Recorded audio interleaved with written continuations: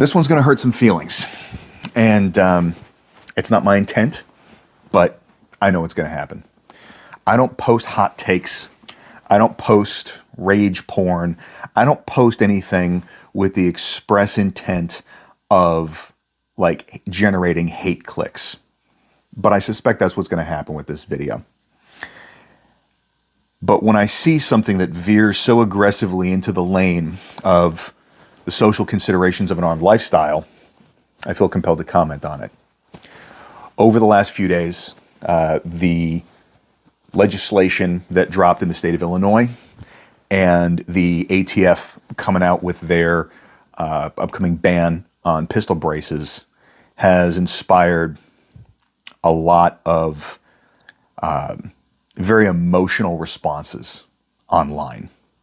And whereas most of the social commentary that I've put out has to do with actually interacting with people on a personal level, the reality is that a lot of us spend an appreciable amount of our time interacting with people online. And I think it would be foolish and short-sighted of me not to address that social aspect of the armed lifestyle as well, because how people choose to comport themselves when they are shielded by the comfort of a keyboard and a monitor can be very different than how they choose to behave in person. However, that digital conduct can still have very real ramifications. And while I fully appreciate and I sympathize with all of the outrage with what I deem to be egregious and unacceptable overreach by these entities, the people that are out there just kind of beating their chests and saber rattling and gnashing their teeth and all the bullshit digital tough talk needs to stop. It's unproductive. It's masturbatory. And I'm even hesitant to call it that because masturbation at least yields some kind of tangible result, whereas running your mouth online with all this tough talk does absolutely nothing productive. What it does do is, number one, it plays into the caricature of the frenzied, foaming at the mouth zealots that the anti-gun community tries to paint us as.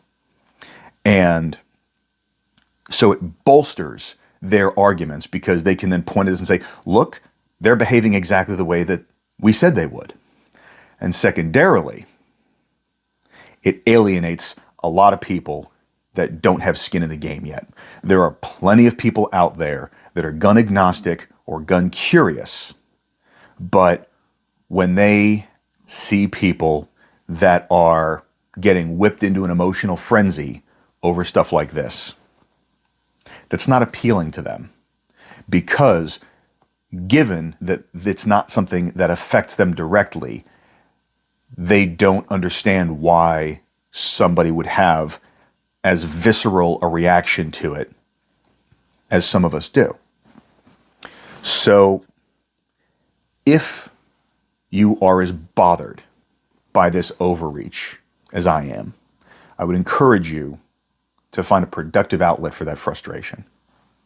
And it can be supporting your preferred Second Amendment action group. Personally, Firearms Policy Coalition is who I choose to support. There are plenty of other ones out there. If you're going to send them money, what I would very strongly recommend doing first is look at their actual track record of wins and accomplishments, because there's a lot of folks out there that can claim to be doing a bunch of shit, but they don't have a lot to show for it. What are you actually doing with your money? You can also get involved on a local level. I'm not going to go into a lot of that detail because honestly, it's not my wheelhouse. Mickey Shook just put out a fantastic video that I think is worth watching, and I'm going to go ahead and link to it because he mirrors a whole lot of my sentiments on this whole topic. The other part of the equation that I'll caution you is this. What you put out on social media is discoverable. Now, again, I'm not a lawyer. However, my friend Chet over at The Combative Lawyer is, and I'm sure he has some commentary about how you choose to represent yourself online can either hurt or aid in your defense if you ever find yourself in a circumstance where you've had to defend your life with a firearm. So this is a very emotionally tumultuous time for a lot of us. And, yeah, it's fun to kind of poke fun since the ATF is so obscenely tone deaf that they're promoting the fact that their booth is at SHOT Show and all this, which, is nothing new. To my understanding, they've been there pretty much as long as the show has been going on. But just don't be an asshole about it. We're frustrated. We're angry. And that's perfectly fine.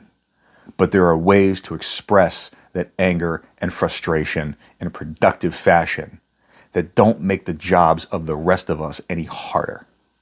So, it's a free country. You can behave how you want. I'm not here to tell you how to live your life, but I do have a problem with the people that just go online and gnash their teeth and yell into the void so that their little circle of groupthink can all kind of cheer each other on about how they're the wronged party, and they're just sort of blanketed in this cloak of righteous outrage that doesn't result in anything. So, again, I get the anger. I get the frustration. Let's do something productive about it that actually bolsters our viewpoint and makes our voice more understandable to more people. Because if all we're doing is glad-handing each other and commiserating amongst ourselves about this frustration, as opposed to trying to articulate objectively to people that don't understand why it's a problem and helping educate them as to why it is, that is where we can make the most headway. The problem is that a lot of people tend to leverage the same emotionally alarmist scare tactics the anti-gun people do to paint us in a negative light. You cannot scare somebody into changing their beliefs. So, if you found this channel, presumably, you have some interest in developing or improving your social fluency. This is a great opportunity to do that. So, hope everybody has a fantastic week.